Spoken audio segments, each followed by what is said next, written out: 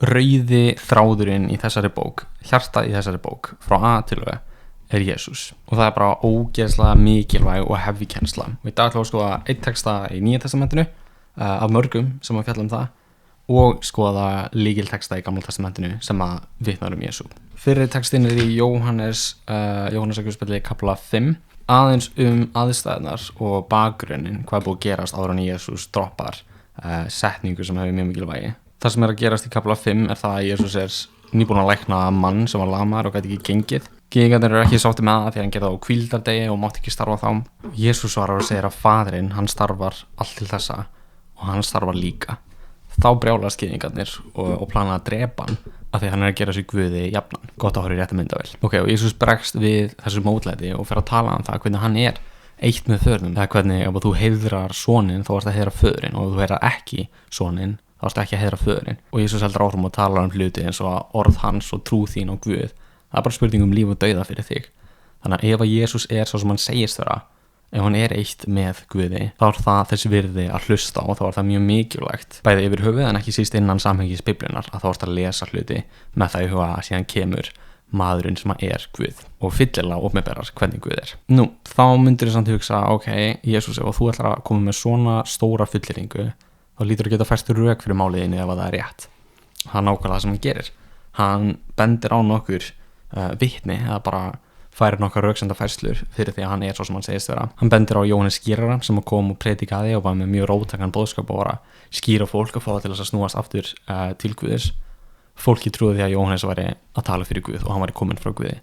Og Jesús bendir á hann og segir Jóhannes hann styður mig og hann talar fyrir minn málstað og segir að ég sé kominn frá Guði. Þannig Jóhannes er eitt vitni. Annað vitni sem að Jesús bendir á er táknin og bara kraftaverkin, lækningarnar sem hann er að gera. Ef þú fullir að orðinir eru yfirnáttúruleg og svo staðfestir það með yfirnáttúrulegum verkum og kraftaverkum, þá er það mjög sterkt vitni. Þriðja vitni sem hann vitnar í er faðirinn og hann segir að faðirinn vitnar um sig.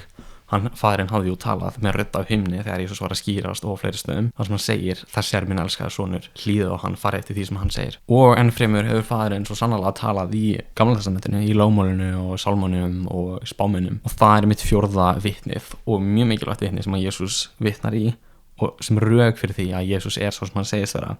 Það eru reikningarnar. Jóhannes 5:39-40. Þið rannsakið reikningarnar, hann var að tala við gyðingana, því að í þeim hyggist þér eiga eilíft líf og það eru þær reikningarnar sem að vitna um mig en þið vilja ekki koma til mín og öðlast lífið. Þetta eru mjög stór orð og þetta hefur mikla þýðingu fyrir okkar þegar við ætlum að stúdera Biblíuna og ef það er eitthvað sem þú hefur áhuga á og þig langar að eignast líf, það verður að koma til þess sem að reikningarnar vitna um og það er Jesús. Þá fylgir mjög lógísk spurning, hvar í reikningarnar fyrir gyðingum var alltaf bara Gamla testamenti sem var skrifað fyrir tíma Jesús og Nýja testamenti með kennslu og lífi Jesú og því sem fylgir eftir það. Nú er rétt að spyrja, ef að reikningarnar vitna um þig, Jesús, hvar talað um þig? Það er mjög mikið og bæði og líka í Nýja testamentinu áður að seinna segir Jesús og apostolarnir og bara bréfin í Nýja testamentinu tala um það að á einn eða annan hátt að reikningarnar vitna um Jesú, að Jesús sé uppfylling þess sem hefur verið spáð í Gamla testamentinu. Og það vantar ekki dæmi um staðið þar sem að er spáði fyrir Jesú og sumstaðar er það bara beitt spádómur eins og hann mun fæðast í Betlehem. Stundum er það meira svona táknmynd eins og myndir eða atburðir sem að gefa mynd á það, svona foreshadowing einhvern veginn um það hvernig Jesús mun vera og hvað hann mun áorka. Svo getur líka bara verið alls konar þemu en það er alltaf með einum öðrum hætti og ekki síst í spádómunum er verið að benda á Jesú og það er bara mjög stór hluti ef ekki bara miðjan og rauði þráðurinn í Gamla testamentinu og í Biblíunni að Guð, hann skapar manninn, svo fellur maðurinn, hann syndgar og fer á móti Guði og alveg frá þeim tímum og þegar Guð strax var hann að spá fyrir einhvern frelsara sem mun koma, að Messias, hinn smurði, einhver útvalinn til þess að frelsa Ísrael og mannkynið frá synd og afleiðingum syndarinnar. Og Guð talar um það í gegnum allt Gamla testamentið, alveg frá upphafi þegar mannkynið fellur, hann talar um það við Móse, hann talar um það við Davíð og spámennina. Alltaf að lofa frelsara og konungi sem að mun leysa vandamáli í eitt skipti fyrir öll. Nú, það myndi taka mjög langa tíma að stúdera öll þau dæmi og ég er engin sérfræðingur í því. En það er eitt dæmi sem að mér langar að skoða sem að er mögulega sterkasta dæmið og skýrasta myndin af Jesú og mikilvægasta, líklega, allavega mjög sterkur kandidat, sem er í Jesaja 53.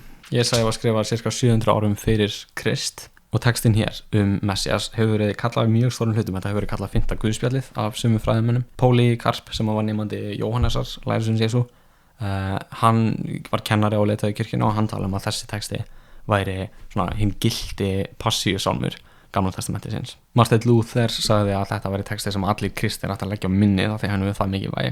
Þannig að við skulum skoða hvað það við þennan texta sem að mála svona skýra mynd af Jesú og því sem hann gerði fyrir okkur. Bara fyrir smá samhengi, það sem búið að fara undan í Jesaja, þetta eru 66 kaflar. Ég ekki búin að stúdera þetta mikið, ég lesa þessa bók einu sinni. En kafli 1-39 fjallar mest dóm og það eru afleiðingar fyrir syndina, fyrir Ísrael og þjóðirnar í kring líka. Og það er bara mjög alvarlegt. Eitt dæmi það er kafli 13 vers 6. Kveinið því að dagur drottins er í nánd, hann kemur sem eyðing frá hinum almáttuga. Það er svona verið allar hendur lémagna og sérhvert mannshjarta bráðnar. Þeir skelfast, harmkvæli og þrautir gagntaka þá. Þeir hafa hríðir eins og jóðsjúk kona, ángistarfullir stara þeir hver og annan, andlit þeirra eru sem eldslogi. Sjá, dagur drottins kemur, grimmilegur, með heift og brennandi reiði, til að gjöra jörðina að auðn og afmá syndarana af henni. Og ég tek þetta fram að því að við verðum að skilja slæmu fréttina fyrst, sem eru afleiðingar fyrir syndina og þá kom dómur yfir Ísrael. Þannig að eftir þeim dómi kemur náð og koma góðar fréttir. Þannig að ef Guð segir hlutina eins og þeir eru þá ættum við að gera það líka, að það eru afleiðingar fyrir synd, það eru afleiðingar við það að fara gegn Guði. En mitt í vonleysi okkar og dómi og sektarkennd þá mætir Guð og þá talar hann bara boðskap friðar og vonar og hjálpar, að hann kemur og hjálpar okkur og hann fyrirgefur og hann kemur með sinn frelsara. Og þetta er það sem að Guð fer núna í Jesaja 53, er réttar sagt Jesaja 52 vers 13 og síðan 3 vers þar og út 53. Þar er ljóð og spádómur, þar sem að Guð sýnir Ísraelsmönnum og okkur í dag hvernig Messias mun frelsa lífsinn. Þessum texta er stundum skipt í 5 hluta, 3 vers hver, þannig ég ætla að styðjast við það og skoða bara 1 hluta í einu og spjalla hans út frá því. Þetta eru góður fréttir Guðs fyrir mannkynið og þetta er eitt mjög sterkt vitni hver Jesús er og hvað hann gerði. Ég ætla að lesa þetta og kannski jafnáðum útskýra nokkur íslensk orð eða hugtök. Jesaja 52 vers 13. Sjá, þjónn minn mun giftusamur verða, það er bara vegna vel hagnast, hann mun verða mikill og veglegur og mjög hátt upphafinn. Eins og margir eru agndofa af skelfingu yfir honum, bara brugðið og hissa yfir skelfingunni. Svo afskræmd var ásýnd hans, afmynda andlit, framar en nokkurs manns og mynd hans framar en nokkurs af mannanasonum. Eins mun hann vekja undrun margra þjóða og konungar munu aftur líkja munni sínum fyrir honum, lokamunninum. Því að þeir munu sjá það sem þeim hefur aldrei verið frásagt og verða þess áskynja þeir hafa aldrei heyrst. Margt sem er hægt að segja þetta eins og alltaf, en það sem er mest ábærandi í þessum hluta er það að Guð er að boða eitthvað nýtt og eitthvað stórst og þjónn hans mun vera upphafinn í gegnum skelfingu. Hljómar eins og eitthvað sem við munum sjá í Nýja testamentinu. Jesaja 53 vers 1. Hver trúði því sem oss var boðað og hverjum var armleggur drottins opinber. Hönd Guðs er tál fyrir styrk. Hann rann upp eins og viðar teinungur eða bara svona spróti eða ný planta. Fyrir augliti hans og sem rótarkvistur rót upp úr þurri jörð. Hann var hvorki fagur né glæsilegur svo oss gæfa á að líta, né álitlegur svo oss finnist til hann. Ekki mjög hári mati hjá fólki. Hann var fyrir litin og menn forðuðust hann. Harmkvæla maður sársauka og kunnugur þjáningum. Líkur manni menn byrgja fyrir andlit sín, vil ekki sjá hann fyrir litin og fyrir mátum hann einskis. Hérna heldur hann áfram með þemað dýrið í gegnum skelfingu og talar hvað þetta er sorgleg örlög og mikil kvöl og hvað hann er svona lágt niðri þessi þjónn Guðs. Hann er fyrirlitin og hann er sársauka, hann þekkir hvað er og veit hvað er að þjást. Mætti segja annar hlutin fjallar það að hann er lítillækkaður í sársauka. Höldum áfram vers 4, en vorar þjáningar voru það sem hann bar og vor harmkvæli, sársauki, hann á sig lagði. Við álitum hann refsaðan, slegin á Guði, slegin svolítið eins og slegin af eldingu og lítillættan, en hann var særður vegna vorra synda og kramin vegna vorra misgjörða eða ranglætis. Hegningin, refsingin, sem að við höfum tilunnið kom niður á honum og fyrir hans benjar urðum við heilbrigðir, benjar því sár. Við fórum allir villir vega sem sauðir, stundum hver sína leið, en drottin lét misgjörð vor allra koma niður á honum. Þarna er greinlega þetta sem er nýtt eða eitthvað sem að fær fólk til að undrast og konunga sérstaklega. Það er þessi þjónn drottins sem að verður upphafinn og þetta er mikið uppengilegt og það er eitthvað stórt að fara að gerast, en hann er svo fyrirlitin og hann er svo mikil þjáningu og sársauka sem að útskýrist af því að hann er að taka á sig dóminn sem að við eigum skilið. Refsingin sem að við höfum tilunnið kom niður á honum. Við litum á þennan mann, þennan þjónn Guðs, þennan Messias sem refsaðan og dæmdan af Guði. En í ljós kemur að hann var dæmdur og hann var refsaður af Guði, en ekki út af eigin syndum heldur út af okkar. Við sjáum í þessum þriðja og miðju hluta að þjóð Guðs staðgengilsfórn, fórnaði staði fyrir einhvern annan. Höldum áfram versi 7. Hann var hrjáður en hann lítillætti sig og lauk eigi upp munni sínum. Eins og lamb leitt til slátrunar og eins og sauður þegir fyrir þeim klippa hann, lauk hann eigi upp munni sínum. Með þrenging og dómi var hann burtnuminn og hver af samtíðarmönnum hans hugsaði það. Hann var hrifinn burt af landi lifenda. Það í fyrsta skipti sem við sjáum að hann deyr. Fyrir sakir syndar míns líðs var hann lostinn til dauða. Og menn bjuggu honum gröf meðal illræðismanna, ranglátramanna, glæpamanna, leggst það með ríkum, þótt hann hefði eigi ranglæti framið og svik væru ekki í munni hans. Þarna bara frásögnin og spádómurinn að þróast. Guð að gera eitthvað stórt, það gegnum skelfingu og sársauka og þjáningu þessa manns. Honum fórnað fyrir okkur og fórnin og dómurinn vegna synda okkar gengur það langt og tekur hann það langt að hann fer alla leið í dauðan. Og sjáum líka að hann sjálfviljur, þetta eitthvað sem hann sjálfur vill og hann berst ekki gegn því, hann þegir eins og lamb. Við sjáum í þessum hluta að hinn líðandi þjóð drottins lítillækkaður í slátrun. Síðasti hlutin vers 10. En drottni þóknaðist að kremja hann með harmkvælum sásöka. Þar sem hann fórnaði sjálfum sér í sektarfórn, skildi hann fá að líta afsprengi sitt afkomendur og lifa langa ævi og áformi drottins fyrir hans hönd framgengt verða. Vil líka snara ganga fram.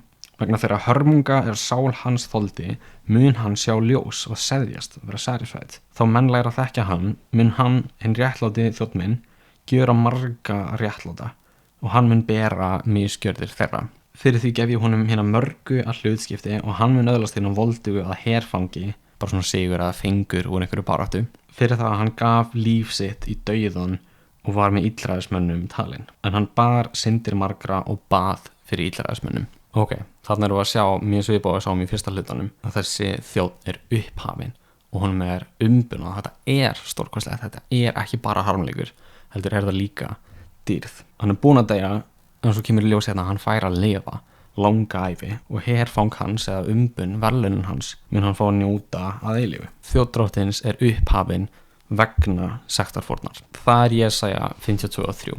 Ljóðið hinn líðandi þjón drottins. Ok, en svo sér þá ég að tekna upp smá munstur. Ég trúi því innilega að bara það sem maður les og það sem maður augljóst í þessum texta að það dýrð þarna og það sektarfórn og guðraverki.